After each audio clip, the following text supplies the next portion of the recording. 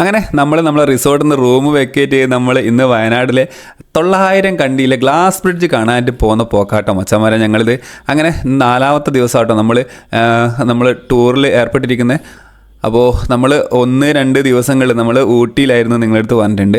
3ാമത്തെ ദിവസം നമ്മൾ റിസോർട്ടിൽ, 4ാമത്തെ ദിവസം നമ്മൾ വയനാട്ടിൽ 900 കണ്ടി ഗ്ലാസ് ബ്രിഡ്ജ് കണ്ട് തിരിച്ച് നേരെ നമ്മൾ ജിത്തുവിൻ്റെ വീട്ടിലേക്കാട്ടോ പോകുന്നത്. അപ്പോൾ നമ്മൾ വീട്ടിൽ നിന്ന് ഇറങ്ങിയിട്ട് 4 ദിവസമായി. അതുകൊണ്ട് തന്നെ ഇനിയിപ്പോൾ അധികം കറങ്ങിയാൽ ചിലപ്പോൾ വീട്ടിൽ നിന്ന് നമ്മൾ റേഷൻ കാർഡ് നമ്മളെ പേരങ്ങ് വെട്ടിക്കളിയും. അതുകൊണ്ട് ആ പേര് വെട്ടണ്ടെന്ന് വിചാരിച്ചിട്ട് നമ്മൾ ഇന്ന് 900 കണ്ടിയും കറങ്ങി നേരെ തിരിച്ച് വീട്ടിലേക്ക് പോകാനുള്ള പരിപാടി കേട്ടോ. അപ്പോൾ 900 കണ്ടിയിലേക്ക് പോകുന്ന വഴി എന്നൊക്കെ പറഞ്ഞാൽ അടിപൊളി സൂപ്പർ വഴി കാര്യങ്ങളൊക്കെയാണ്. അപ്പോൾ നമുക്ക് അത്യാവശ്യം നല്ല രീതിക്ക് ഓഫ് റോഡ് കാര്യങ്ങളൊക്കെ ഉണ്ടെന്നാണ് പറഞ്ഞറിഞ്ഞിട്ടുള്ളത്. അതുപോലെ വീഡിയോസ് കാര്യങ്ങളൊക്കെ കണ്ടപ്പോൾ അതിലേക്ക് നല്ല അടിപൊളി ഓഫ് റോഡ് കാര്യങ്ങളൊക്കെ ഉണ്ടെന്നാണ് കാണുന്നത്. അപ്പോൾ എന്തായാലും ആ എക്സ്പീരിയൻസ് കൂടി ചെയ്തിട്ട് വേണം നമ്മൾ നേരെ 900 കണ്ടിലേക്ക് എത്താനായിട്ട്. അപ്പോൾ അത്യാവശ്യം അവിടെ നമുക്ക് ഒരു ജീപ്പിന് 1200 രൂപയാണ് കേട്ടോ വരുന്നത്. ഒരു ജീപ്പ് നമ്മളെ വണ്ടി താഴത്തെ പാർക്കിങ്ങിൽ വെക്കണം. അവിടുന്ന് അവരെ ജീപ്പിൽ, അതായത് ഈ ഒരു ജീപ്പിൽ കയറിയിട്ട് വേണം നമ്മൾ 900 കണ്ടി ഗ്ലാസ് ബ്രിഡ്ജിൻ്റെ മേലെ അവിടെ എത്താനായിട്ട്. അപ്പോൾ നമ്മളെ വണ്ടി താഴത്ത് പാർക്ക് ചെയ്തു. അവിടെ നിന്ന് നമ്മളൊരു ജീപ്പ് എടുത്ത്, അപ്പോൾ ജീപ്പിൽ എന്ന് വെച്ചാൽ 6 പേരെ മാത്രമേ കേട്ടോ കയറ്റുള്ളൂ. അത്യാവശ്യം നല്ല റിസ്ക് ഉണ്ടെന്നാണ് ഡ്രൈവർ പറഞ്ഞിട്ടുള്ളത്. ഇപ്പം മുന്നോട്ട് നമുക്ക് പോകുന്ന സമയത്ത് നമുക്ക് കാണാൻ പറ്റും. ഇവിടെയൊക്കെ കാണുമ്പോൾ നല്ല നമ്മൾ സാധാരണ റോഡ് കാര്യങ്ങളൊക്കെ പോലെയാണ്. പക്ഷേ ഡ്രൈവർ പറഞ്ഞിട്ട് കുറച്ച് മേലോട്ട് എത്തുന്ന സമയത്ത് കുറച്ച് റിസ്ക് ഉണ്ട്. അപ്പോൾ മഴയും കൂടി പെയ്യുന്നതാണെങ്കിൽ വണ്ടി പോകാനൊക്കെ കുറച്ച് ബുദ്ധിമുട്ടായിരിക്കും. എല്ലാവരും ഒന്ന് പിടിച്ച് മുറുകെ ഇരുന്നോ എന്നൊക്കെ പറഞ്ഞിട്ടുണ്ട്. അപ്പോൾ ഞങ്ങൾ വിചാരിച്ചു എന്നാൽ ആ ഒരു ത്രില്ലിൽ ഇങ്ങനെ പോകുന്ന കേട്ടോ. അപ്പോൾ നമ്മളെ വണ്ടിയിൽ നമ്മൾ ഒറ്റക്കല്ല ഉള്ളത്. നമ്മൾ ഇവിടുന്ന് വേറൊരു ടീമിനെയും കൂടി ഷെയർ ചെയ്തിട്ടോ നമ്മൾ കൊണ്ടുവന്ന. കാരണം അവർ 2 അതായത് ഒരു ഫാമിലി വേറെയുണ്ട്, നമ്മളും അവരും കൂടി. അപ്പോൾ പറഞ്ഞ പോലെ തന്നെ കുറച്ച് മുന്നോട്ട് എത്തിയപ്പോൾ ചേട്ടൻ മെല്ലെ വണ്ടി നമ്മളെ 4 വീൽ ഡ്രൈവിലേക്ക് മാറ്റി കയറ്റാൻ തുടങ്ങി കേട്ടോ. അപ്പോൾ പറഞ്ഞ പോലെയല്ല, ഈ കാണുന്ന ടോപ്പ് ലെവലായിരുന്നു പണ്ട് ഈ റോഡ്. ഇപ്പം മഴ പെയ്ത് കഴിഞ്ഞ പ്രളയത്തിൽ ഈ റോഡ് മൊത്തം ഒഴുകിപ്പോയി. ആ ഒരു റോഡിൽ കൂടിയാണ് ഇപ്പോൾ ഈ ഒരു വണ്ടി പോയിക്കൊണ്ടിരിക്കുന്നത് കേട്ടോ. അപ്പോൾ ഇവിടെ നിന്നൊക്കെ ചെറിയ ബുദ്ധിമുട്ട് കാര്യങ്ങളൊക്കെ ഉണ്ടെങ്കിലും കുറച്ച് മുന്നോട്ടെത്തിയപ്പോൾ ചേട്ടൻ പറഞ്ഞ പോലെ തന്നെ പിന്നെ റോഡില്ല, കല്ലാട്ടോ, നല്ല രീതിക്കുള്ള കല്ലാണ്. ആ കല്ലിൻ്റെ മണ്ടയിൽ കൂടി വണ്ടി എടുത്ത് അങ്ങോട്ടിടുന്നു ഇങ്ങോട്ടിടുന്നു. അപ്പോൾ അങ്ങനെ ഇങ്ങോട്ട് താറൊക്കെ വരുന്നുണ്ട്. അപ്പോൾ ഞങ്ങളിങ്ങനെ ഒരു താറ്, അപ്പോൾ ആ താറ് നമ്മൾ ഈ ഒരു ട്രാക്കിൽ ഓടുന്ന വണ്ടിയല്ല, ഇതിൻ്റെ മേലെ 36 റിസോർട്ട് ഉണ്ടെന്ന് കേട്ടോ നമ്മൾ ചേട്ടൻ പറഞ്ഞ. ഈ ഒരു 900 കണ്ടിയിലേക്ക് പോകുന്ന വഴിയിൽ ആ ഒരു കാടിൻ്റെ ഉള്ളിൽ, ഫോറസ്റ്റിൻ്റെ ഉള്ളിൽ 36 റിസോർട്ട് ഉണ്ട്. ആ ഫോറസ്റ്റിൻ്റെ ഉള്ളിലുള്ള റിസോർട്ട് കേട്ടോ. ആ റിസോർട്ടിലേക്കുള്ള ആളെ താഴേന്ന് കൂട്ടിക്കൊണ്ടുവന്ന വണ്ടിയാണ് ആ താറ്. അപ്പോൾ അതുകൊണ്ടാണ് അത് ലേശം ലക്ഷറി ആയിട്ടുള്ള വണ്ടി അങ്ങനെ പോയിട്ടുള്ളത്. അപ്പോൾ നമ്മൾ വണ്ടി ഒരു സൈഡായി കൊടുത്തു. കാരണം അങ്ങനെ വരുന്ന വണ്ടിക്ക് കയറ്റം കയറി വരാനായിട്ട് കുറച്ച് ബുദ്ധിമുട്ട്, കയറ്റം ഇറങ്ങി വരാനായിട്ട് കുറച്ച് ബുദ്ധിമുട്ടുണ്ട്. അതുകൊണ്ട് നമ്മൾ സൈഡാക്കി വെച്ച് കൊടുത്തു. കാരണം അത്രയും സ്പീഡിൽ ഇറങ്ങി വരുമ്പോൾ നമ്മളെ വണ്ടിയിൽ വന്ന് തട്ടാനും മുട്ടാനൊക്കെ സാധ്യതയുണ്ട്. അതുകൊണ്ട് നമ്മൾ വണ്ടി സൈഡാക്കി കൊടുത്തു. അതുപോലെ തന്നെ ഇനി പകുതി ഭാഗം എത്തിയെന്നാണ് നമ്മൾ ഡ്രൈവർ പറഞ്ഞിട്ടുള്ളത്. എനിക്ക് കുറച്ചുകൂടി ഉണ്ട് കേട്ടോ, പകുതിയും കൂടി നമുക്ക് കയറി ചെല്ലാനുണ്ട്. അവിടെ നമുക്ക് ഒരുപാട് കാര്യങ്ങൾ ഉണ്ടെന്നാണ് കേട്ടോ. അപ്പോൾ ഇവിടെ എത്തി നമ്മൾ ടിക്കറ്റ് എടുത്തോട്ടെ. ടിക്കറ്റ് 250 ആണ്, ഒരാൾക്ക് 250.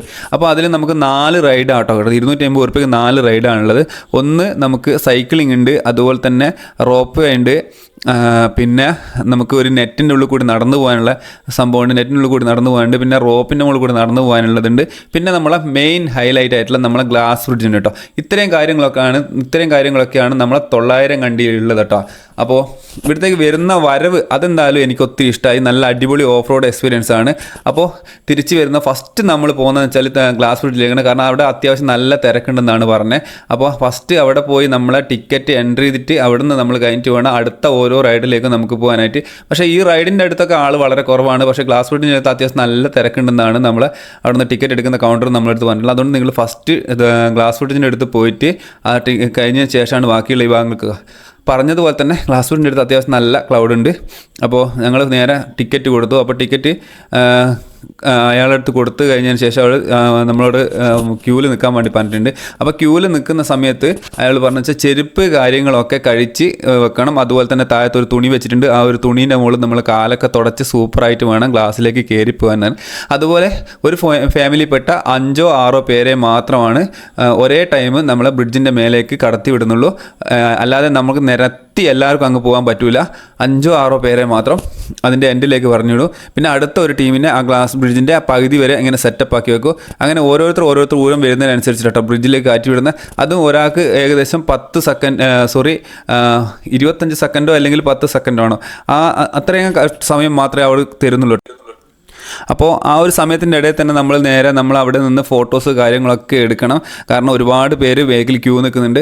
അങ്ങനെ ഓരോരുത്തർ ഊഴത്തിനനുസരിച്ചിട്ട് വേണം നമ്മൾ അങ്ങോട്ടേക്ക് പോകാനായിട്ട്. അപ്പോൾ ധ്യാനസ് ഇതൊന്നും കേൾക്കാതെ നേരെ അവൻ ഓടിപ്പോകേണ്ട പരിപാടിയാണ്. അവിടുന്ന് ചേട്ടൻ പറഞ്ഞ കുട്ടീനെ തിരിച്ച് വിളിക്കുമെന്ന് പറഞ്ഞാൽ അങ്ങനെ കുട്ടീനെ അയാൾ തിരിച്ച് വിളിച്ച് അപ്പോൾ അവിടുന്ന് താഴോട്ട് നോക്കുന്ന സമയത്ത് ഗംഭീര പേടിയെന്ന് വേണം പറയാട്ടോ. നല്ല രീതിക്ക് ഭയപ്പെടുന്നുണ്ട്. കാരണം ഒന്നാമത്തെ നല്ല താഴ്ചയാണ്. ഗ്ലാസ് ബ്രിഡ്ജിൻ്റെ എഡ്ജിലേക്ക് വരുന്നത് ഏകദേശം 100 അടീൻ്റെ മേലെ താഴ്ച ഉണ്ടെന്നാണ് പറയുന്നത്. അപ്പോൾ നല്ല താഴ്ചയുണ്ട് കേട്ടോ. താഴത്തോട് നോക്കുന്ന സമയത്ത് നല്ല താഴ്ചയുണ്ട്. എൻ്റെ നിന്നാണ് ഞാൻ ഈ പറഞ്ഞ 100 അടി എന്ന് പറയുന്നത്.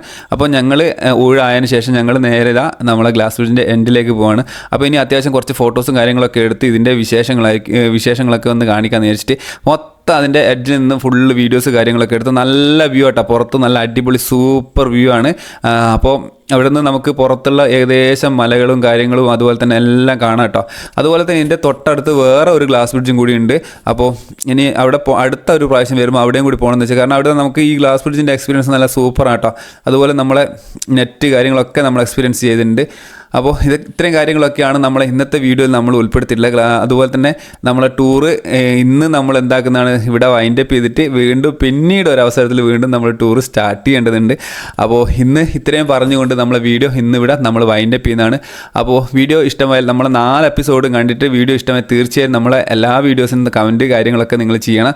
അപ്പോൾ ഞങ്ങളെ സപ്പോർട്ട് അറിയിക്കണം. അപ്പോൾ വീണ്ടും നല്ല മറ്റൊരു ഡെയിലി വ്ലോഗായിട്ട് കാണുന്നവരേക്ക് എല്ലാവർക്കും ബൈ.